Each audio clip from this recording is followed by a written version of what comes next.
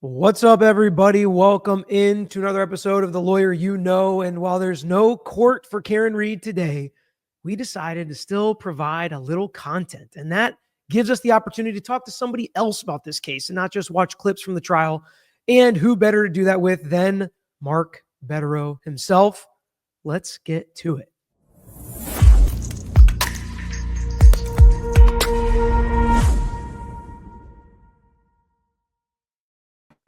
So Mark Bederow, you're here with us talking Karen Reed, and so many times these videos very structured and prepared, and I have either a document I'm going through, I have a hearing I'm going through, a day of the trial I'm going through. Today, we just get to talk about the case. We get to talk about trial number 2. We're going to run through the highlights, the lowlights, comparing it to trial 1, the lawyering, what we think some of the most important evidence is. But I just want to kind of know your overall thoughts and feel for the case as we're almost 2 weeks into it at this point. Well, almost 2 weeks in, they're still in their case in chief. And I think already they have catastrophic problems just based upon the science and their own theory. I mean, you've learned that their theory of the case is that there was a fatal car accident at 12:31, 38 seconds, I believe it is. That's their theory. And that is purportedly based on the car data. So they're really locked into that. And you've already seen just in the last couple of days through the cell phone expert and Jennifer McCabe that timeline already seems to be a mess. You can start with the Ian Whiffen, the forensic cell phone guy. He testified that John O'Keefe's phone was being used after the point of impact. And he said that the phone was opened with Face ID, which has to be John O'Keefe. Messages were checked, and that the phone, I think he even said, was taken out of its pocket state, literally manually lifted and manually closed. And the fact that that could happen after he was hit in the way that the prosecution alleges, combined with the medical testimony, which was discussed in the opening statements, there's going to be 2 experts for the defense who are going to testify that if the accident occurred in the manner alleged by the prosecution, that John O'Keefe would have been instantly incapacitated, meaning he could not have used his phone. One of those experts, if this makes it even worse, is the medical examiner who performed the autopsy on him and who testified as a prosecution witness the first time and is now apparently going to testify as a defense witness. So the question becomes, how the hell was he using his phone if he was incapacitated unless there was no accident? As if that's not enough of a problem, Jennifer McCabe ultimately destroyed this theory yesterday, and she's not even done testifying. I don't think it's readily apparent yet to the jury. I mean, that's going to be for summation, but she testified to this series of text messages to John O'Keefe and looking out and seeing the car. And she testified yesterday that she had 2 specific memories, a text message, I think it was 12:27, and a text message at 12:31 and 47 seconds. And that's important because that's after 12:31:38 when John O'Keefe apparently is incapacitated on the ground, literally right in front of her. And she says that she sent a text message at 12:31:47, looking at the car and saying, "Park behind the car." And that's a problem because she would have seen the accident if that were true. I mean, you're talking 9/10 of a second. You would have seen the accident. She would have seen the taillight. I mean, she saw the markings in the road. She would have seen John O'Keefe lying in front of her. And perhaps more importantly, given the time range here of 9/10 of a second, she would have heard something. She would have reacted. And that apparently didn't happen. What makes that more problematic is it was also revealed yesterday that we all know what she testified to in the first trial, which was multiple text messages going back and forth and seeing the vehicle out there as late as 12:45. And she walked away from that yesterday saying, whatever I said, but I don't recall that.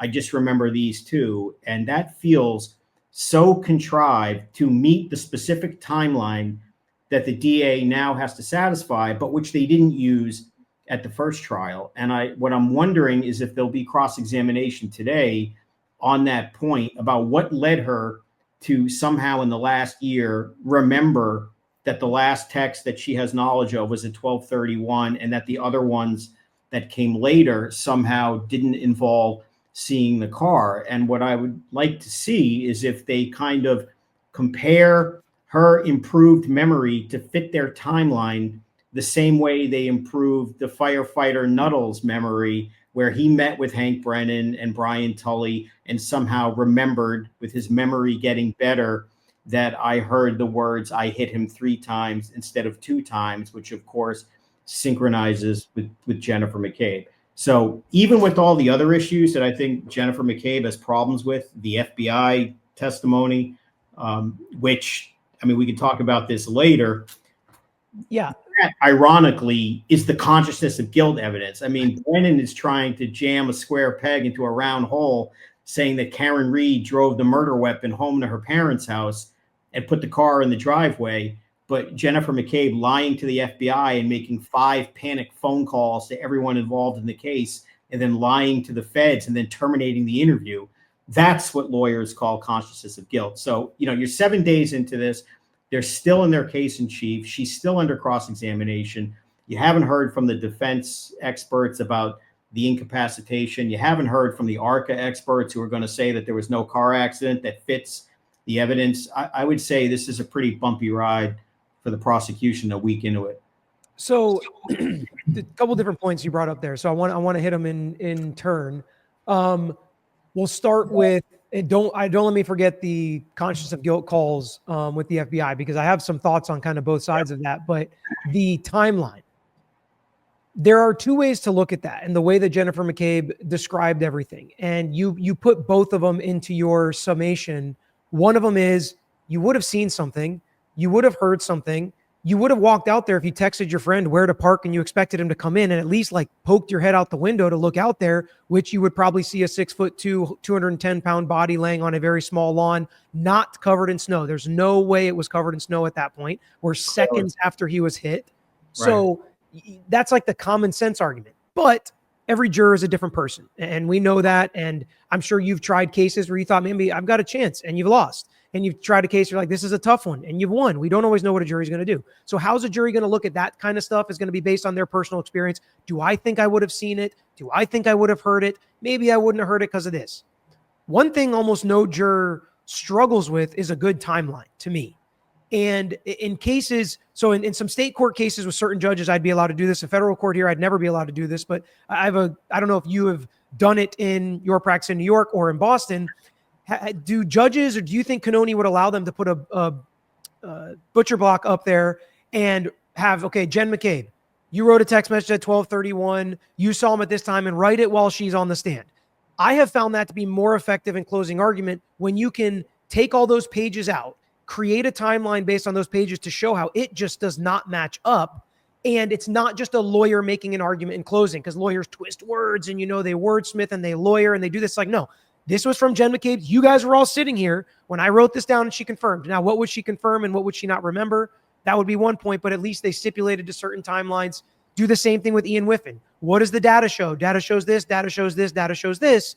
So you have all these pages and you can put them together to show this timeline just doesn't work.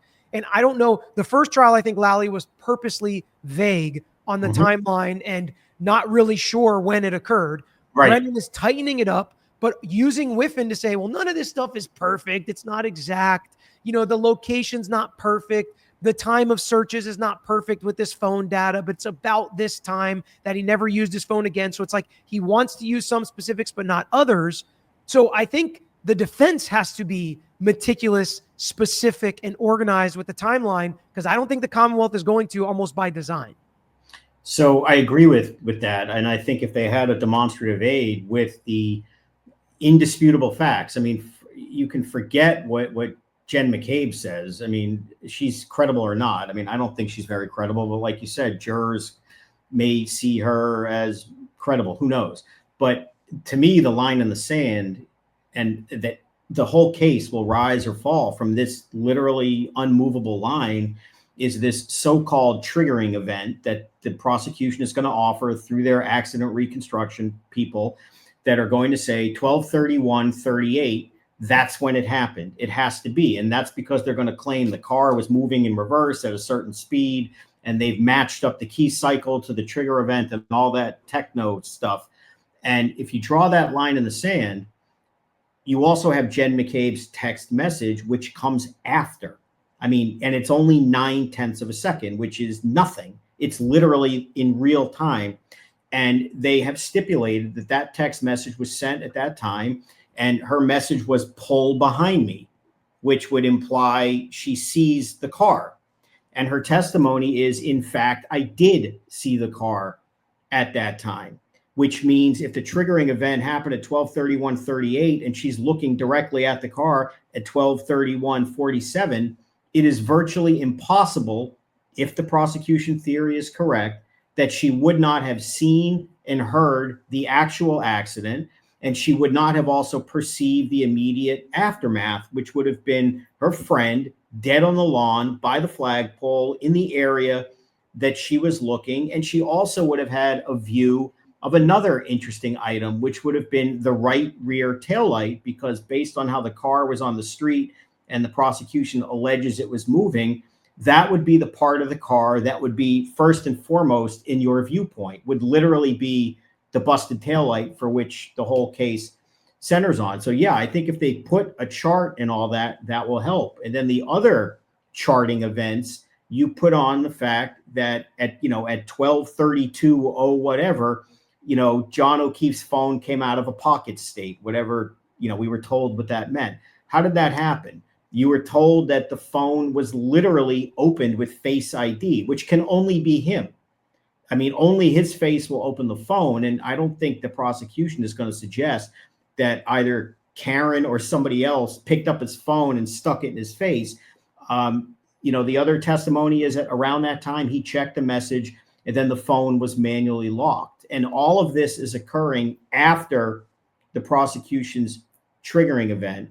And it's combined with Whiffin's other testimony, which is, I can't tell you beyond a reasonable doubt, essentially, that he didn't go in the house. I can't tell you that those 80 steps or whatever he took were going in the direction of the house. And if that were true, he would be in the house.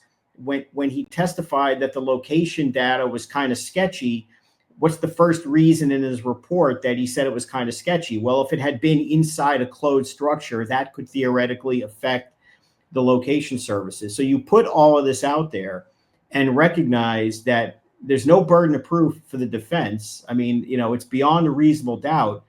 And these are the holes that are already ripped into this case already. I mean, I don't know how the prosecution is ever going to get around the fact that by their own testimony, Jennifer McCabe should have witnessed the actual accident. It's just impossible based on the timeline to avoid. Whenever we get rolling into these late night recaps daily for the trial, it is so hard for me to come down after all the energy and adrenaline I get doing these lives. But Dream has completely changed that for me. So in years past, it would take forever for me to wind back down and be able to fall asleep. But now just 2 pills or 1 scoop mixed into some ice cold milk for me. You can do hot chocolate. I like to do chocolate milk. I am falling asleep and getting drowsy so much faster. And I'm staying asleep through the night, which is awesome. It helps with recovery. It helps with work the next morning. It helps with literally everything. It just makes the day better. And because they continue to partner with me and sponsor these shows, you guys can do the same for a discount. My code is LYK for up to 35% off. The website is shopbeam.com/Peter Tragos, but don't forget that code LYK and you can get up to 35% off to help you fall asleep faster and stay asleep, to get a good night's sleep. So every day you wake up refreshed and you're not drowsy or tired every day when you wake up. So check Dream out and let me know if it worked for you. Yeah, I'm trying to look back at my other notes because he was kind of intimating it with his questions. Jackson, Jen McCabe said in the first trial that she even went out, saw him, looked at the door after 12:31. So several times, as late as 12:45. And her testimony now is just, well, I don't remember that. Yeah, I said that. but I don't remember that. And again, that feels so contrived to fit the timeline. And it also feels, you don't look at this in isolation. When you saw the exchange about her claims that I always said I hit him, you'd have to believe that at least 3 police officers wrote that down wrong, 3 different cops, and 12 different times when she was asked in a state grand jury, what happened? What did you see? What was said? It was always, did I, could I? And her testimony is, yeah, but I said I hit him too. It just, it's not in the grand jury. I mean, right now, does the jury absorb all of that? Who knows? If a summation is done properly, I mean, I think they're in serious trouble with the burden of proof. Yeah. And so two things I want to get your take on. So when you're cross-examining a witness like that, and it can be really difficult and frustrating if they're really dancing around the whole, I don't remember. And we as lawyers hope the jury sees that as they're lying or it's convenient, they don't remember. But when you're in the moment and you're trying to get these points across, when it comes to, let's say, the difference between her seeing the car at 12:45 and asking the question, did I hit him, versus I hit him, which could have a question mark at the end as well. I think the timeline is more important and worth going over and over and over. I think once you say it wasn't a statement, it was a question, let her disagree with you, you can move on from that. There are certain points I think he labors on a little too much and it gets a little too clunky to me, but I understand why he wants to get those important points out and is frustrated when she's trying to use no, my prior statement doesn't refresh my recollection against him. And also, your take on this as well, the judge is saying as if you refresh your recollection, which has to make you have an independent recollection and memory of the day that you can remember back. No, it's you read those words and those words make you remember what the answer is how I've always done it. So what is your take on how they're dealing with this? Well, I mean, in the first instance, I mean, I can understand where it can feel in real time that it's pulling teeth and it may drag on in terms of getting her to acknowledge every single instance in which she was asked to say what happened, and it was always a question. But to me, the bottom line is, you have to prep the dinner before you serve it, and the dinner is going to be served in summation. I mean, the point is you have to get this evidence out there if he's going to say in summation that no less than 15 times when given the opportunity to say, I hit him, she never did. And she's telling you with a straight face, I always said it, and it doesn't make sense. So I think they're playing the long game as it relates to that. And it does come out clunky because she's a difficult witness in the sense it's always, I need to see it, I don't remember it. And again, on that point, what I was hoping to see yesterday, maybe you'll see it tomorrow, is I don't recall any examination yesterday on a different point, but very important point, the text messages and looking out the window, but about that change in memory and not remembering. And to me, the critical question is, I think the testimony was, I met with Brennan and these guys 4 or 5 times. Did you discuss the timeline and the text messages of da da da da da? Did they talk to you about this? How did it come to be that her story changed from very clear the last time to very contrived this time to attempting to match their timeline perfectly? So I think that's why you see this long drawn out process for that. As far as the judge and her, refreshing recollection or allowing impeachment, I mean, I think any lawyer watching this is frustrated by the way she interprets the rules of impeachment, the way she immerses herself in what's going on, or offers her own apparent opinion saying, move on or no more. And the reality is, if it's a material point and you're not getting an answer, the lawyer has a right to do it. Now, to your point earlier, there may be reasons why it's not worth it. Maybe, it becomes laboring, but the lawyer damn well has the right to extract material impeachment evidence from a witness who's claiming, I always said that I hit him, when the reality is she didn't. So I don't know why the judge just doesn't let them cross in a way that they should be able to. It's not collateral. It's not meaningless. This is the key witness on a key point. It's like risk reward. We all do this in life. Lawyers do it. How much do you want to hammer this point? The witness does the same thing. Do you want to change your testimony? Because there's risk to that. There's reward to that. Testimony sounds better this time. What's the risk? They're going to bring up your old testimony. The fact that I have, when the judge sitting there was the judge on the first trial and knows beyond a shadow of a doubt this is different testimony and doesn't let the lawyer put that in front of the jury, that's wild to me. Because let her dance as much as you want, but let the jury hear what her prior testimony was. And if she wants to sit there and say, I remember better today, that's up to the jury to judge the credibility. I also think there's another way to do it where you could get the testimony out and then she says, well, I don't remember, and then look at it. I mean, if they establish what she's claiming today and then just kind of, set the stage for the impeachment and say, well, did you testify in a grand jury before? You took an oath, you remember, and then just come out and say, if you believe you have an inconsistent statement, just say during that testimony, were you asked the following question? And did you give the following answer? And if her answer is, well, I don't know, the jury's already heard it, and then shove it in her face. But what I don't like is the judge seemingly requiring this idea of refreshing the recollection of a witness on cross, where I'm not trying to refresh your recollection. Right. I'm trying to expose your inconsistent statement. Refreshing recollection, as you know, I mean, that's for your own witness if they can't remember something. I'm trying to impeach, not help. And she does appear to be putting some degree of handcuffs on the defense by not allowing them to just establish the testimony. Today is this. You testified in a prior proceeding, you build the proper foundation, and just come out with it. Did you say this? And it's opposite. And I don't know why that's not being allowed to be done. You don't have to refresh your witness's recollection, right? Like just for everybody watching, you don't have to. I can ask you a question, you say you don't remember, and I could have the answer, and I don't have to give it to you. I don't have to refresh your recollection if I don't want to. If I want to, then I can. I would also maybe attack it like this. You didn't see Karen Reed's car at 1:40 or 12:45, did you? And then she either says no, which is inconsistent. She says yes, which is impossible. Or she says, I don't remember. And I say, you don't remember? So you may have seen it at 12:45? Yeah.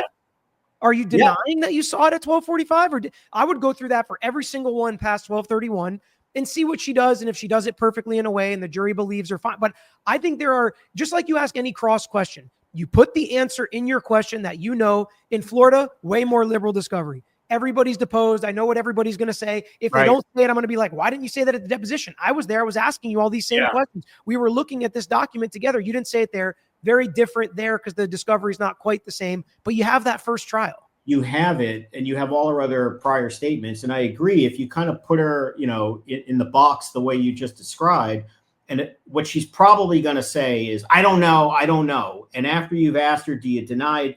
At that point, if you want to, refresh her recollection after you've already twisted her into a knot and say, well, take a look at this, if this will help. And she says, okay, fine, I said it, but today it's this.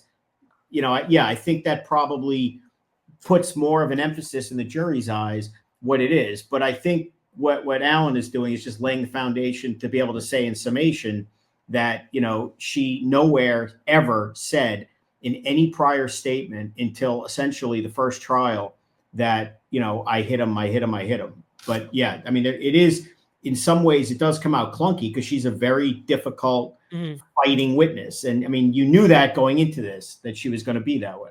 And that's a good transition back to the FBI stuff or the federal agent stuff. So last trial, I felt like she was much more aggressive, much more had a dog in the fight, no pun intended. This time, soccer mom, best friends with John O'Keefe, buddies with Karen Reed. They were girls together. They both had MS, whatever. And she gets the call and she shows up.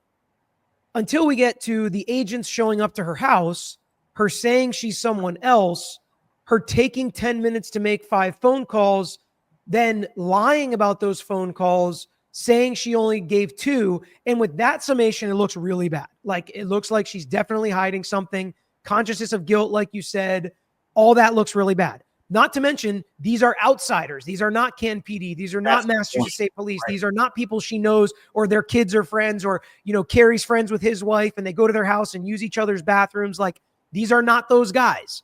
And I think that's a really great point. I would even hammer that home harder if I was Jackson, that these are outsiders because they're calling Karen Reed an outsider. He absolutely said these are agents not with any of these departments. But go ahead. Give your point, and then I'll give the pushback of something that I think doesn't work. But go ahead. So I think the beginning of the cross-examination was masterful. I agree. I mean, they come out, and the first thing he does, I mean, it's almost the equivalent of like an FBI organizational chart of a crime family. I'm not suggesting they're literally a crime family, but they go through just the incestuous nature of the Alberts, McCabes, and their connections with, you know, the town select board. We've got a brother on the police department. I mean, they're connected in that sense, okay? And you lay that all out there, and Karen Reed is the classic outsider. And you know, you're going to have testimony, as you know, that when we talk to the Canton police, they let us do whatever we want. We can huddle up together, and the Massachusetts State Police, everything's fine. And then here come two FBI agents, okay? And they approach her, and they don't identify themselves, but I would suggest she probably had a good idea who they were. I mean, you know this from your own experience. FBI agents, they don't conceal their identity. They may not come out and identify themselves, but they're not going to lie. And they look like FBI agents. I mean, it's a very stereotypical thing. They approach her in her car and say, "Are you Jennifer McCabe?" And her first reaction is, "No, I'm Nicole." That's weird enough, okay? They let her go. You know, I'm sure they process that and say, all right, we're already dealing with, they know who she is. Obviously, she's in her car at her residence. They know they're dealing with somebody who's being sketchy. When they call back and say, "We want to talk to you," and she says, "Hey, look, I didn't know who you were." Okay, fine. Not the biggest deal to, you know, two strangers on the street. But what she didn't do is say, "Who's asking? Who are you? Who wants to know?" Her instinct was, "I'm not Jennifer McCabe." Then when she says, I want to meet, you know, "I'll talk to you, but I need 10 minutes. And she tells the jury, "Because I hadn't brushed my teeth." That's ridiculous. But putting that aside, she comes back out, and, you know, they have this discussion of whether you called anyone. And she says, "Well, yeah, I called my husband." That's totally natural. I think anyone approached by the FBI would call their spouse or whatever. But she also called Kerry Roberts. And you know what? This is where perhaps Brennan really stepped in it, calling Kerry Roberts so early. The jury already knows that Kerry Roberts is basically, you know, under the eye of Jennifer McCabe in everything that she does and connected. And that's her call when the FBI comes, a woman, you know, she just met because of this case. But she tells them that, and then she declines to do the interview, which is her right. That's fine after a few minutes. And only because her husband basically says, "You can't do this." Like, you know, they read her 1001 warnings, as you heard. And she calls back and says, "Well, I lied to you," because she says, "I only called these two people, nobody else." And it turns out that she called 5 people. So you know already that she's lying. Her first instinct with the FBI, unlike the Canton police and the Massachusetts State Police, is to lie about what she did. You then come to learn that the phone calls, in addition to Kerry Roberts and her husband, are to the Norfolk DA's office, Brian Albert, and John O'Keefe's mother. That's weird. And that those feel like panic phone calls. The FBI is here. The FBI is here. So that's what she lies about. And now you have to go back and look and say, what is the image that Jennifer McCabe is selling? Like you said, she's the town soccer mom.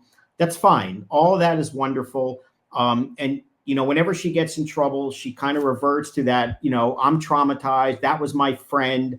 You know, the shock and horror, or whatever the words were about this horrible thing, which may very well, that's understandable. But if that's the case, and your only involvement in this case is the misfortune of being in the house of my brother-in-law when my friend had the unfortunate incident happening to him where he got hit by a car and died on the lawn, there's no reason to lie to the FBI and engage in these panic phone calls and then say, "I no longer want to talk to you." And by establishing that she lied so quick, before Alan ever asked a single question about what happened on January 29th, the jury already is aware.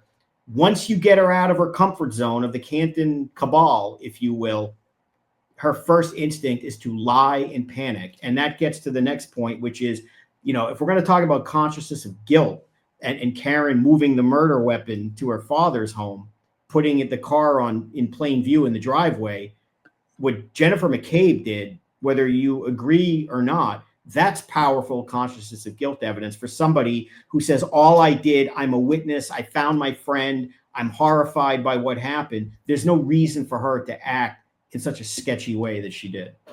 So, well, I agree with most of that.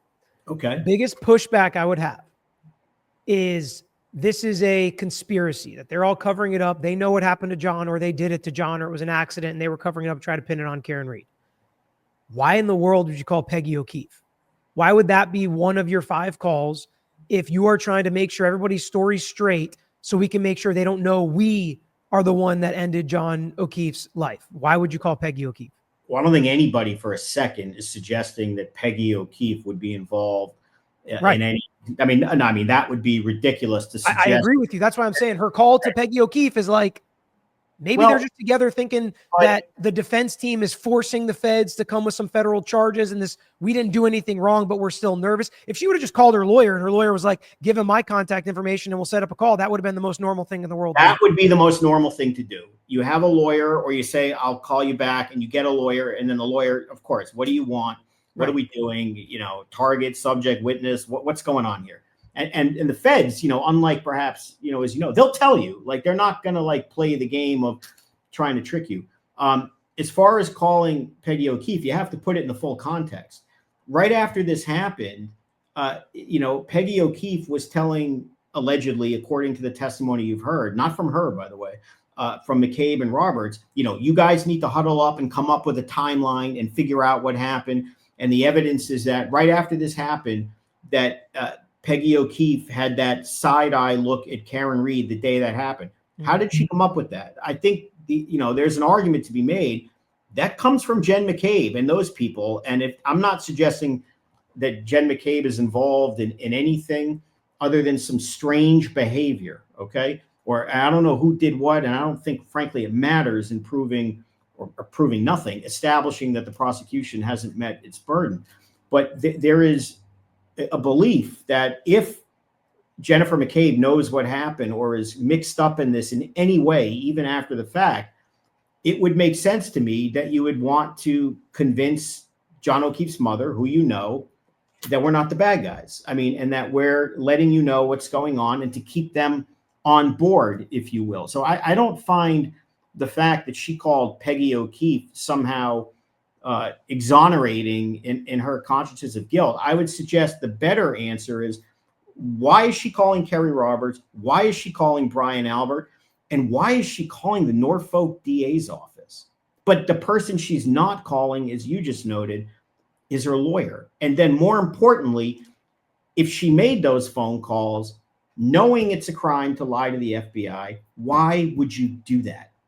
Unless you're trying to mislead, deflect, and push down. And again, they don't have to answer these questions, the defense. I mean, all they have to do is poke holes, create reasonable doubt. Sure. And I think what the FBI thing does with Jennifer McCabe, number one, it severely discredits her.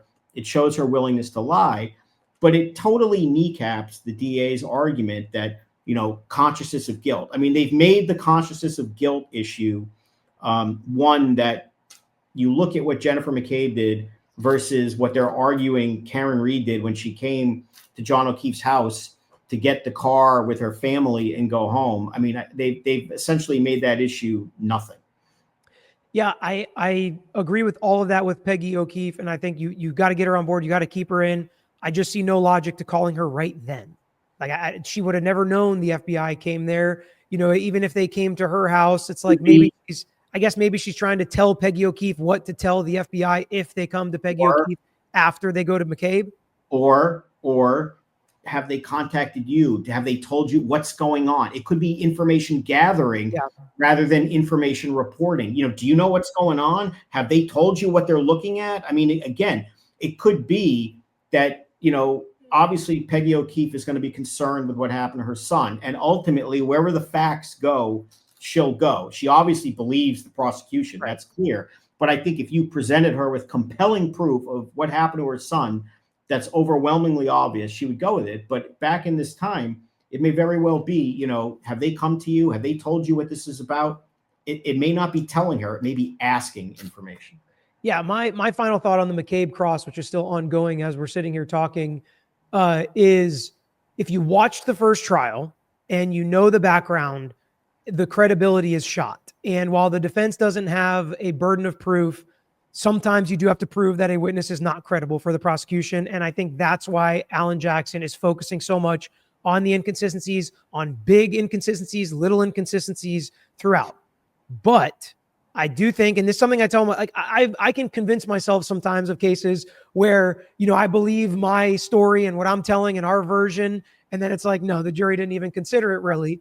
And when you get 6 to 12 people in a box that do not know you, they don't know your client, they don't know the witnesses, and they just see soccer mom who's friends with John O'Keefe, they will never come in and assume that person's lying. So all the people online watching Jen McCabe, waiting for her to lie, knowing a lie is coming, knowing inconsistencies are coming, see her as a liar, are completely different than the 6 to 12 people that sit in a jury box and look at a witness that they meet for the first time. They're generally going to believe what they say, and the defense has to prove that they are a liar before the jury will be like, maybe that person is lying. And I think that's one of the things that's difficult, people watching this trial for the second time, to understand. The jurors are not going to automatically see her as not credible. And that's why Jackson's trying to do a lot of what he's doing. I agree with that, but there's one wrinkle which is unique to this case, which, as you know, is one of one for 37 different reasons. One of those is that this is a retrial in the same county with incredible media coverage. And although the jury should not be paying attention to what occurred before the trial started, do any of us really think that the 18, I think they have 18, they'll pick the 12, whatever it is, did not know anything about Jen McCabe and Google searches and some of these other, again, they should not consider that. As a lawyer, you would never say that's a good thing. I'm talking the real world, though. They all know, presumably, that this is, they know it's a retrial. We're not even hiding that anymore. You've heard the prior trial come out and then the judge tries to stop it and it's a prior proceeding. Honestly, they should just blow the floodgate. It's done. It's over. Everybody knows. So I'm not sure that the jury is literally coming in, deaf, dumb, and blind to the case as they should.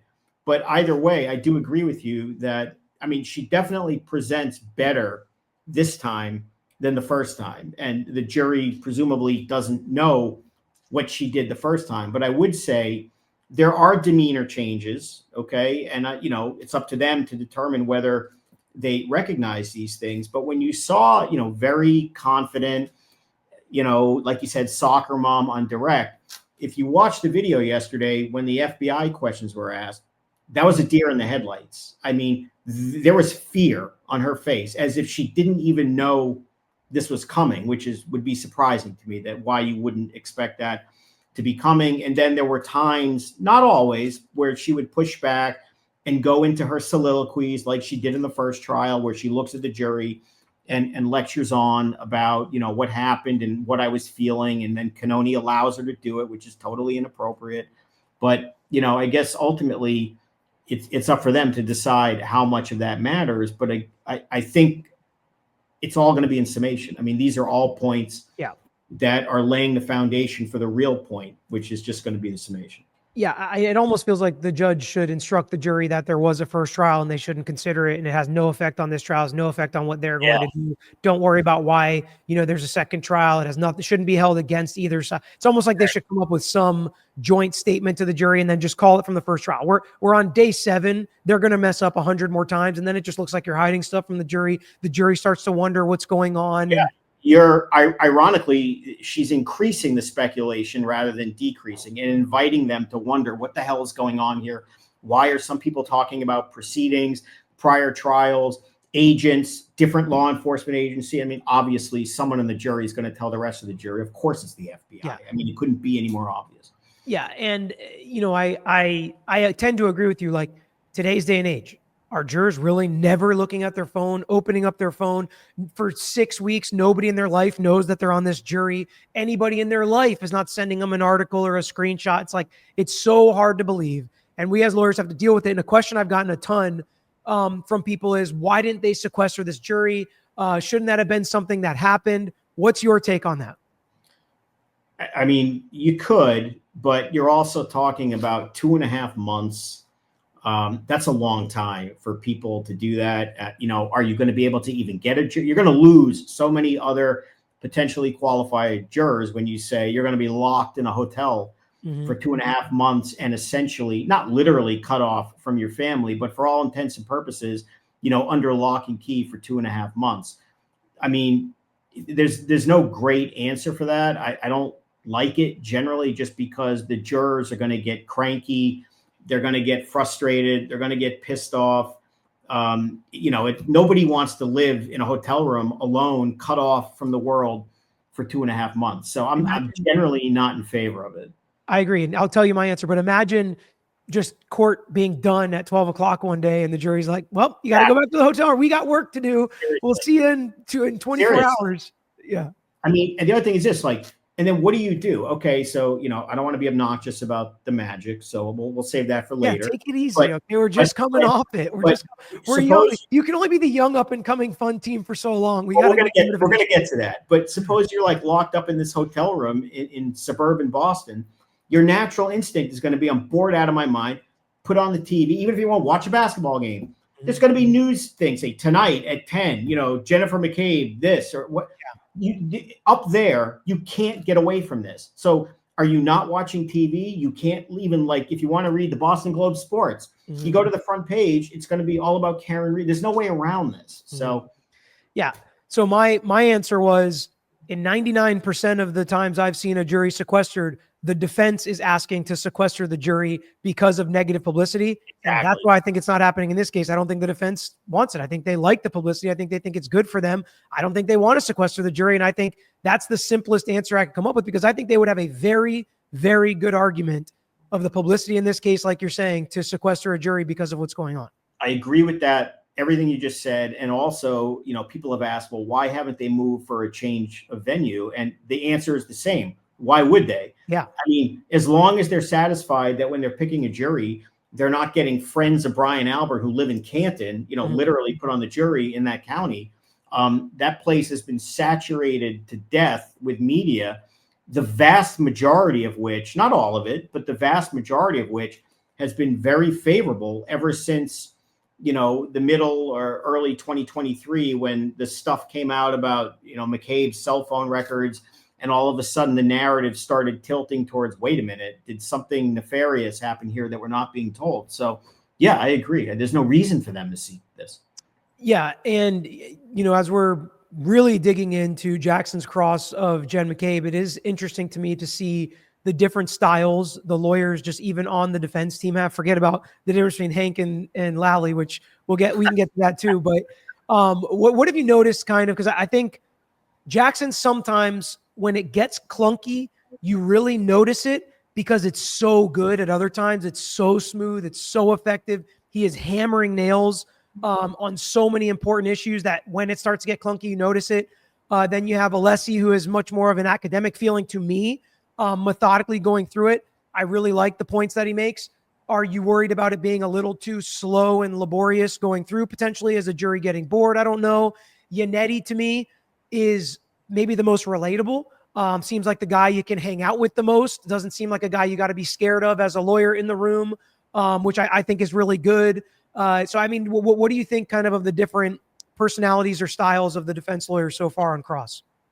I mean, I think you're pretty accurate in the way you describe them. I mean, I think obviously someone like Allen is going to be there for the Jennifer McCabe's and Michael Proctors of the world. I mean, when you're talking back and forth, contentious, controlling personality wise, and, blood and guts, if you will, that's the guy.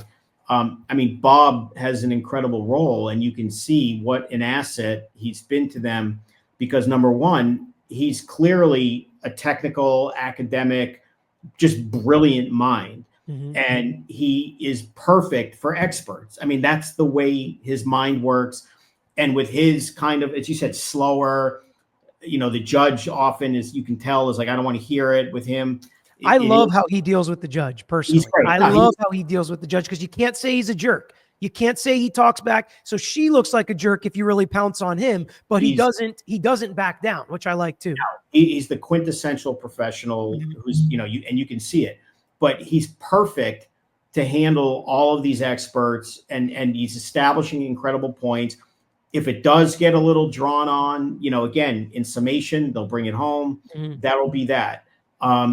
He also, by doing all these experts, is freeing up the other two. Oh yeah, big to time. not be spread as thin. I mean, if so they have a better focus for what they're doing. So I think the way they're doing it is perfect. And then people say, well, what will they do in summation? Will Bob do the summation? There's no chance. I mean, this is clearly going to be an Alan Jackson summation, because of that.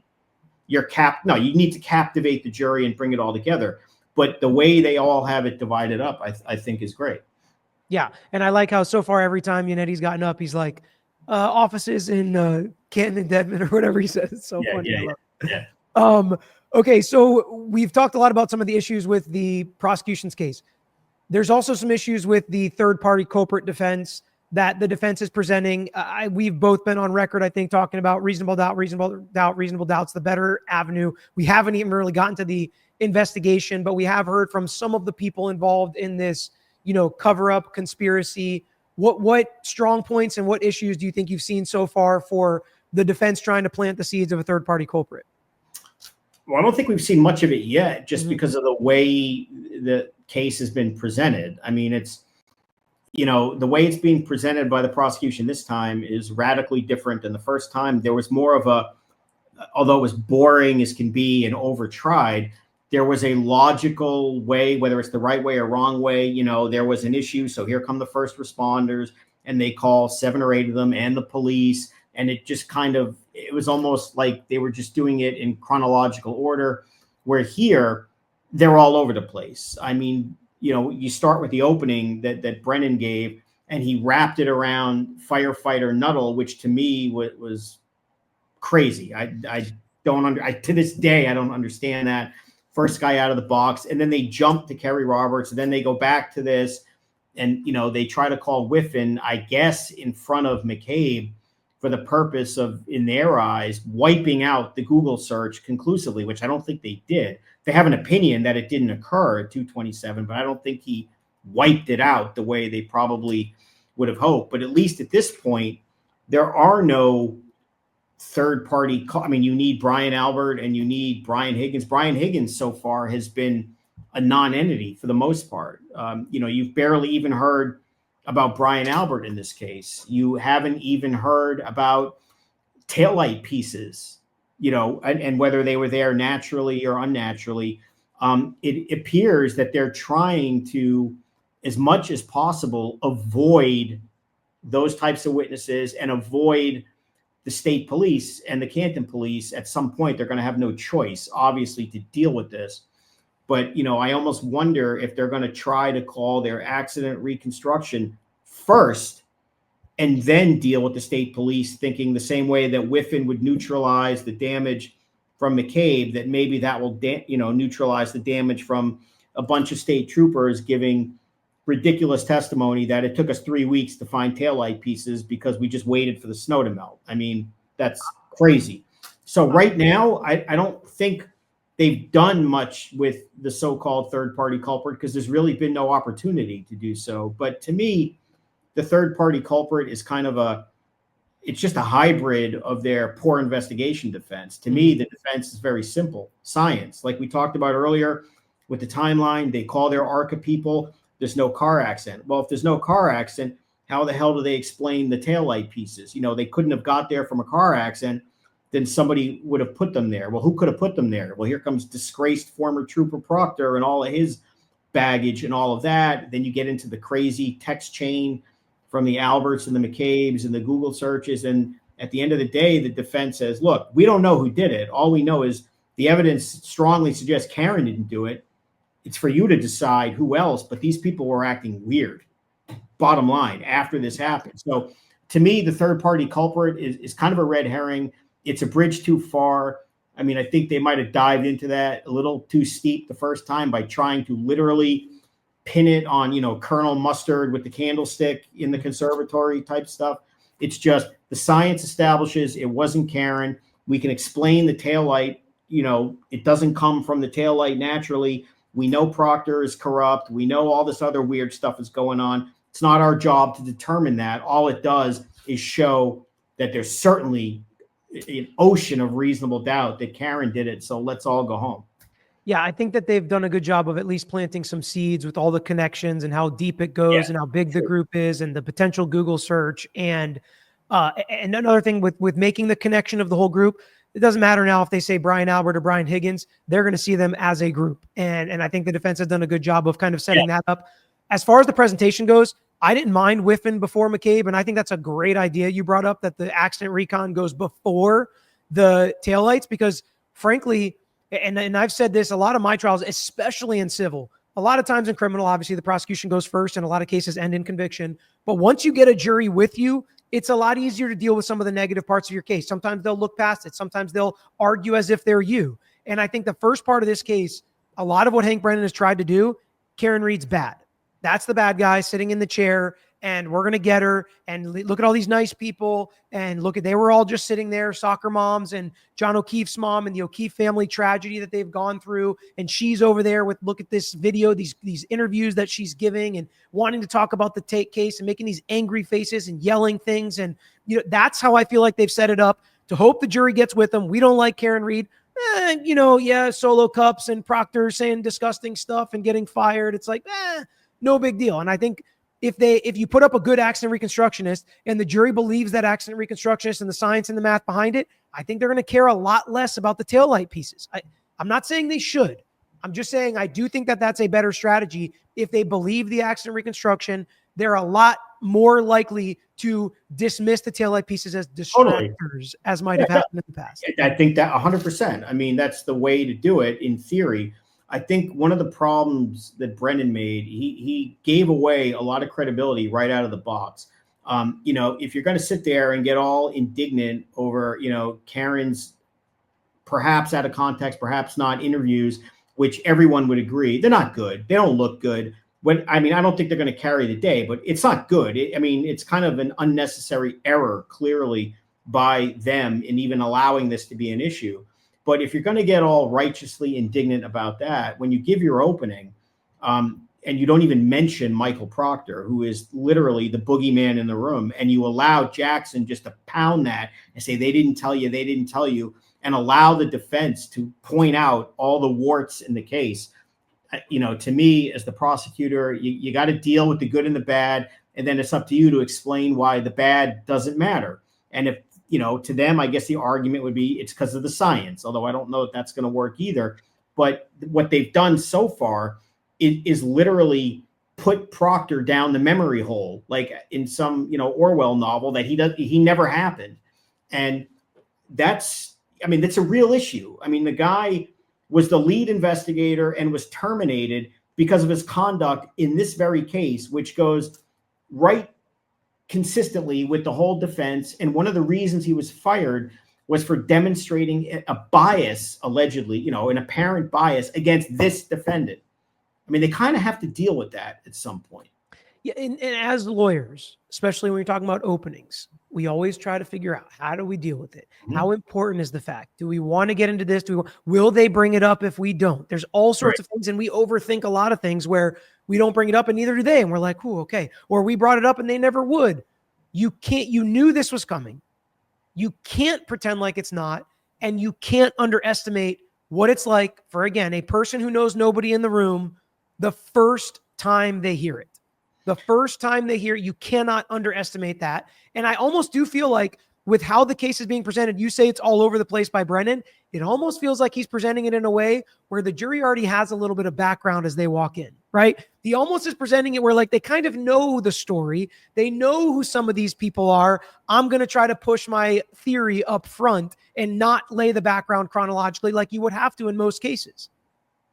I agree, but in order for them to win, which I don't think they're going to, but again, jury ultimately, they decide it is what it is. Mm-hmm.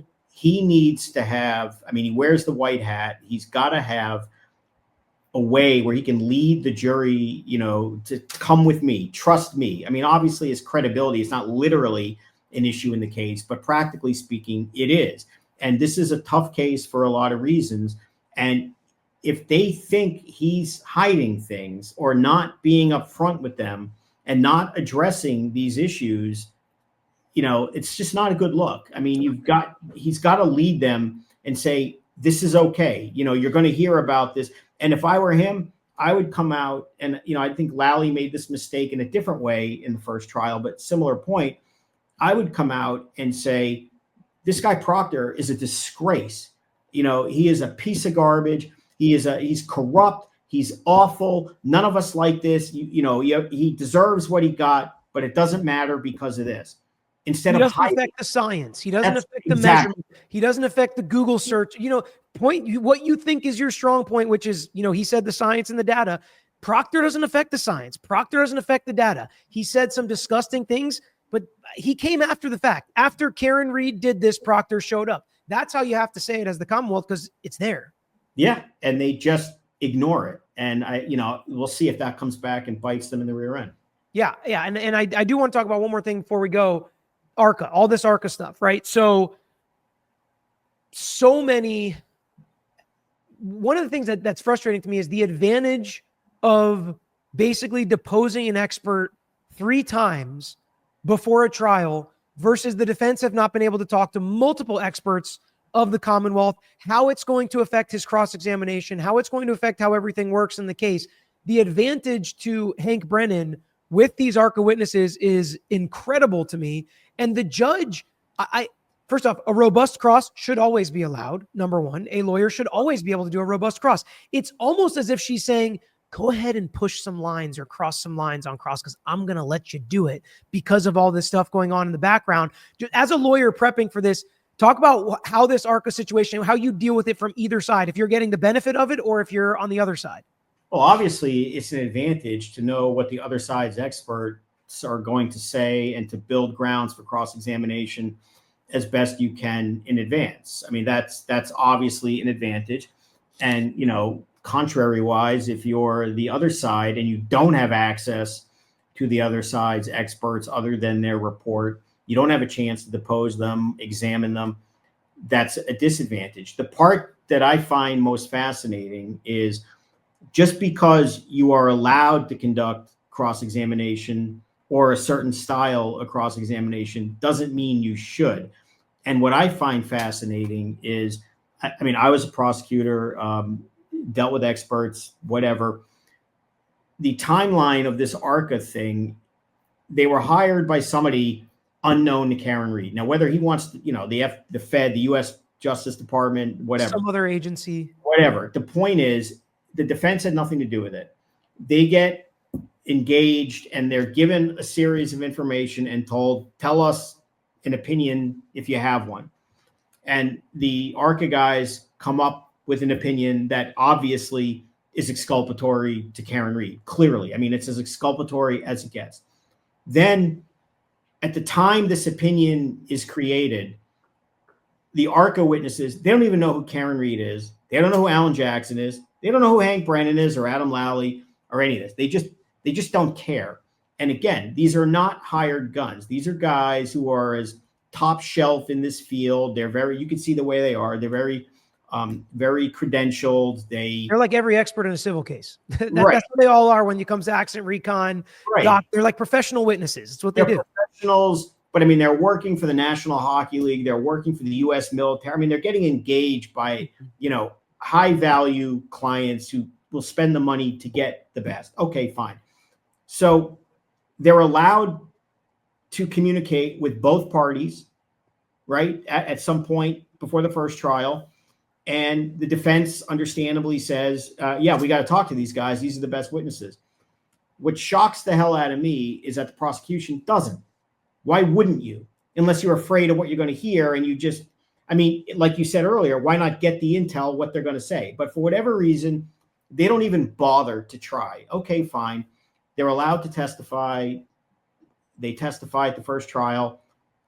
A month or two, whatever it is, after the trial, which is a very unique circumstance, as these guys have said, we're hired by the federal government. We're not used to this weird situation. They send an invoice to the defense, which is peanuts. Look, you know that. $20,000 for travel, food, this and that. Focus on the probably $500,000 they got, from the feds. That's a great example. My last trial I had, the defense expert, when I was asking him, we call him Bosher here, when I was asking him his questions about the bias, His answer to me was, over the last 3 years, what has the defense paid you to work as an expert on their case? Was $3.1 million. Just to put in comparison to $24,000. And guess what? The jury usually tells me after the fact they don't care. That doesn't bother them. Of course. But to me, the key is not only the $20,000, which is a pittance, but again, the timeline. They're hired by a third party without any knowledge of who Karen is, and they reach an opinion that favors her without even knowing who she is. In other words, their opinion is not impacted by any bias whatsoever. I mean, that's kind of an indisputable fact. So then, the DA makes all of these claims about text messages and whatever. And the reality is this was all a stunt with a hope and a prayer to try to exclude them in some way. And we go through this dog and pony show. And I think every lawyer, you, me, everyone else, said there's no way these guys aren't testifying. I mean, it would be a due process violation, notwithstanding, what Brennan is screaming about. So fine, we're going to allow him to cross-examine them as vigorously as he wants. But you wonder, are you really going to get up in front of the jury? Obviously, one would hope his demeanor would be a little less amped up than that absurdity from the other day. But assuming it is, you're going to go after Dr. Wolf as being a lying hack in the pocket of the defense. I mean, he has a right to do it. The judge said, be my guest. If Brennan does that, all he's doing is walking into a trap. He's clowning himself, inviting the defense to say, how desperate is this? Okay. The opinion came from a third agency, third party, no knowledge, no bias. They got a little money after. At the other proceeding, which they're going to end up emphasizing, the DA never contacted them. There's nothing to hide here. And you saw how Wolf responded to Brennan very well. He handled it perfectly. I think at the end of the day, all Brennan would be doing is clowning himself if he were to go full throttle on an expert who, when he rendered the opinion, has no skin in the game. I mean, look, does he want to cross-examine it? So your wife joined a Facebook group after? I guess you can. But yeah, I don't know what impact that's going to have. Also, some of the stuff like Signal, again, I mentioned this on Twitter. I don't really know what it is. I'm looking into it, honestly, because it seems interesting. But nobody would bat an eye if there were 0 text messages, 0 emails, and 99 phone calls between the expert and the lawyer, which then you would just ask, which they can ask right now, what was the content of those phone calls? Just like you can say, what was the content of the 99 text messages? What was the content of the Signal, whatever? I don't even know if that's a call or a text, but what is the content? I just assume I'm never going to get anything from any expert that I ask for communications with the lawyer anyways, because we never put anything in writing. We always call them. Hey, call me on this. What are the issues? What's good? What's bad? What do you think their expert's going to say? And the reason we don't want to exchange all that is because we don't want them to then use what our expert's looking at theirs and to twist it. And just like he said, they're probably going to say, I didn't look at the car.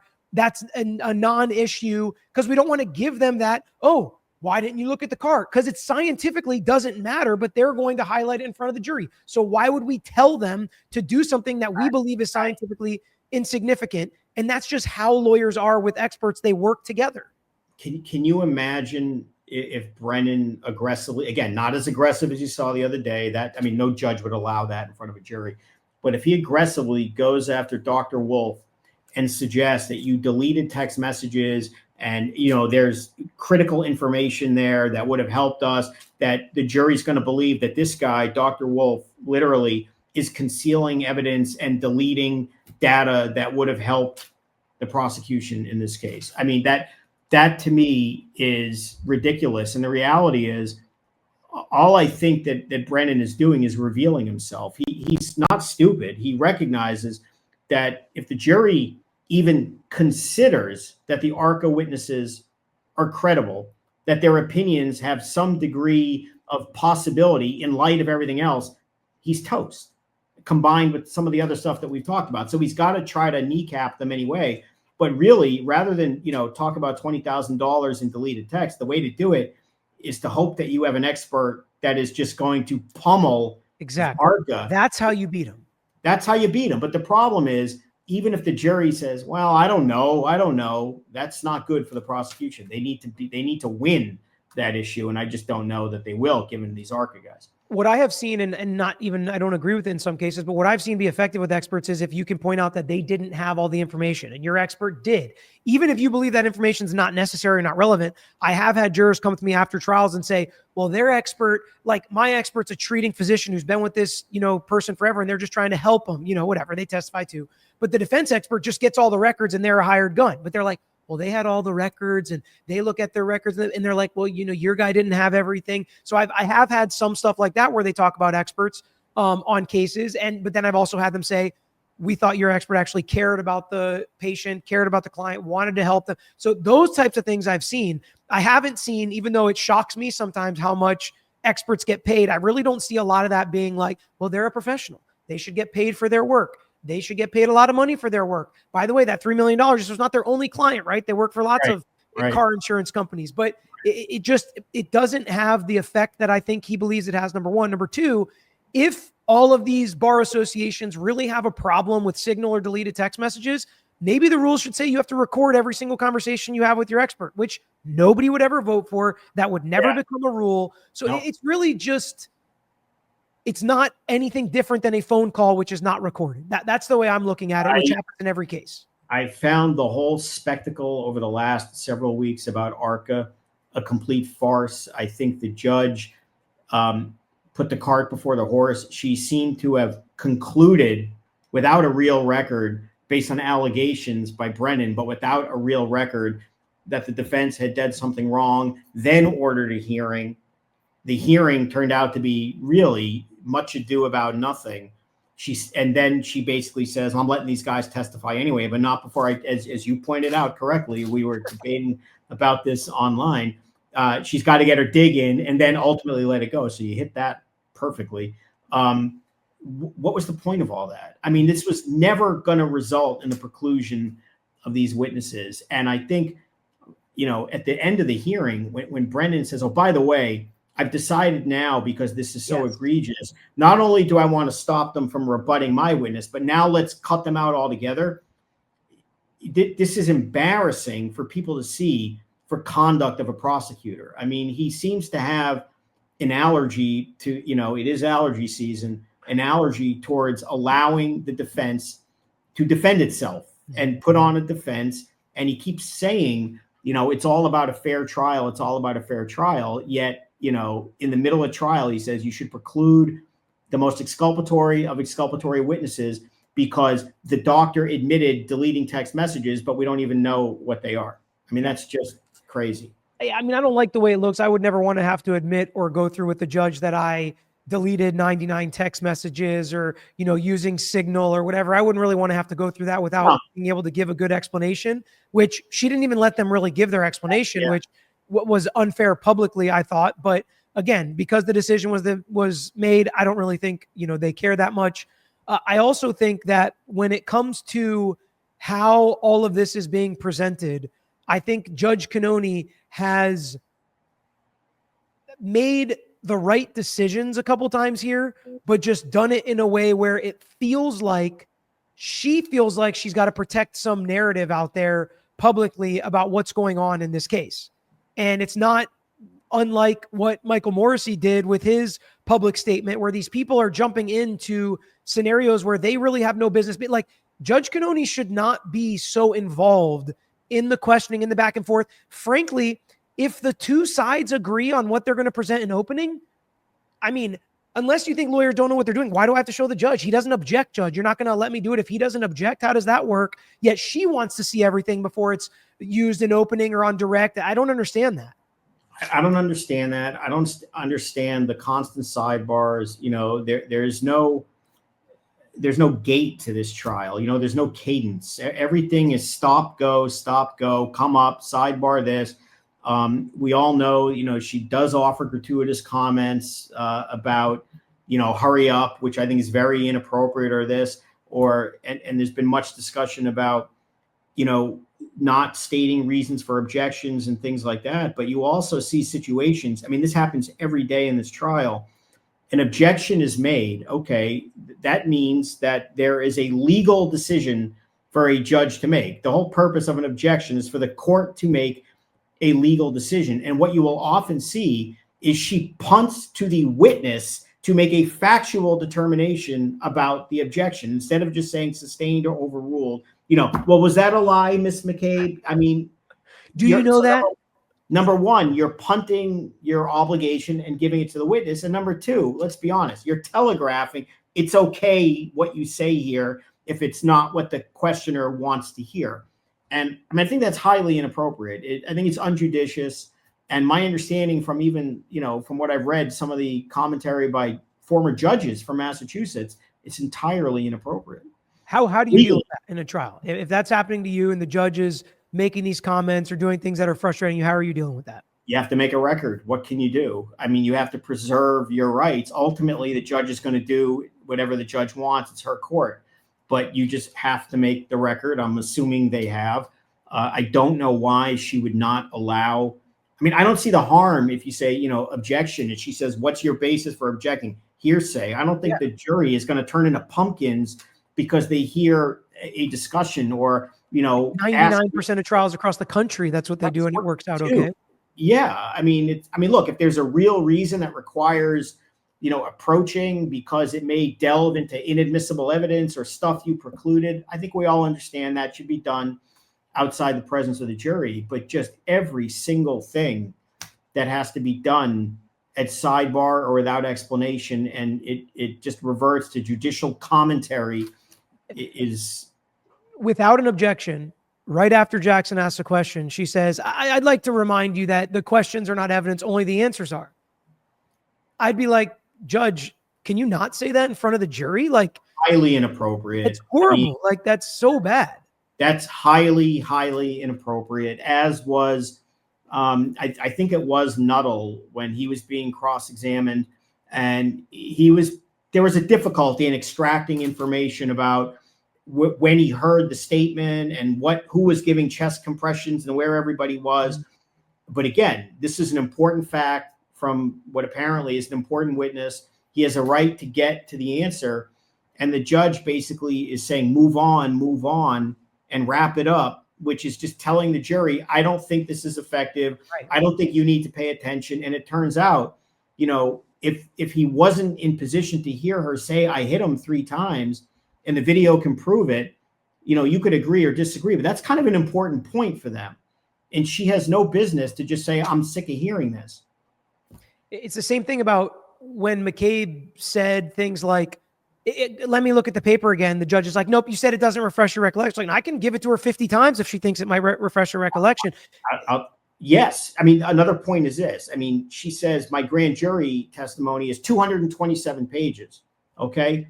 And, I don't know what I said. And he says, look through it. Now that nobody wants to sit there and watch through this. Okay. But for the judge to say, I'm not going to let her do it, that's the wrong approach. Okay. What ought to happen at that point is what a judge ought to do is one of her famous sidebars come up. And what the judge should have said was look at Brennan and say, what's going on in this 227 page transcript? Did she say I hit him or not? And what most reasonable and credible prosecutors would say is, no, Your Honor.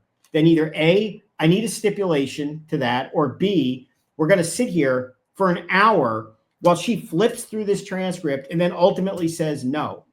But instead, what she does is blame it on the defense. It's just highly inappropriate. I've had judges take breaks, be like, we're going to be back and we're going to take our morning break and we're going to let her look through this and then we'll get back afterwards. But I mean, if I'm prosecuting the case, I'm just, again, I want to be credible with the court too and with everyone. I'm standing up out of the presence of the jury. I'm saying, Your Honor, it's not there. There's nothing in this transcript that's there. I'm letting you know, and I'll represent that and let's move on. And instead, the judge holds a critical fact against the defense that they have a right to elicit. Yeah, the whole, the only time I've ever had judges try to hurry me up or push me as in jury selection, and it bothers the crap out of me. And I'm always saying, like, Judge, I'm putting on the record, tell me which questions I asked that are a waste of time and are not appropriate or not necessary. Tell me which, because you can't control what jurors are going to say during jury selection. And it's, to me, the most important part of the case. Anytime a judge, go ahead. I just say we could have had a separate discussion for an hour and a half about how they did jury selection in this case, which is, I mean, the one at a time, without even knowing who's up next in the queue. I mean, how the hell are you supposed to use peremptory challenges without seeing the whole chessboard? You know, I mean, literally, there's so much strategy. And we can backstrike in Florida. So, I mean, we have a jury sat and we're still backstriking, you know, I mean, that's not here. And they don't even know who's coming. And that's crazy. Yeah.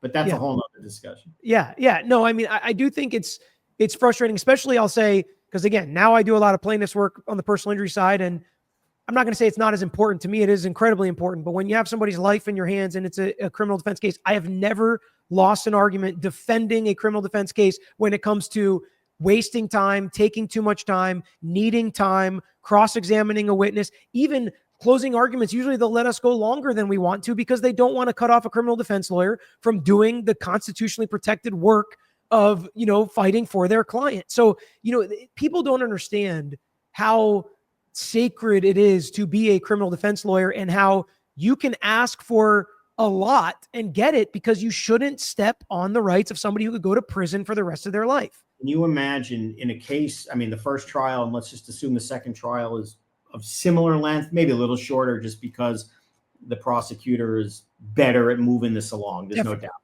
But can you imagine in a case like this with all these complexities? I'm not saying you want to give like a 5-hour summation. I don't think that's effective either. But can you imagine in fighting a murder case where the client is facing life in prison after a case like this with all of its complexities, confusions, in a case where there is no readback at the first trial, that the defense is told you have an hour and that's it. Now, again, you want to make your points and move on. Nobody says, but are we literally in a world where if they were going to go an hour and 10 minutes, you know, sit down, you're done, get out of here? And a lot of things were left on the table in the first summation. And I'll be watching again to see if that's my dog, if you can hear her making all dreaming noises. Sorry. I mean, what's going to happen in this case? Are we going to restrict the lawyers from making arguments in a murder case because we're over an hour? I mean, in the first trial, she actually had Lally sit down in the middle of a point.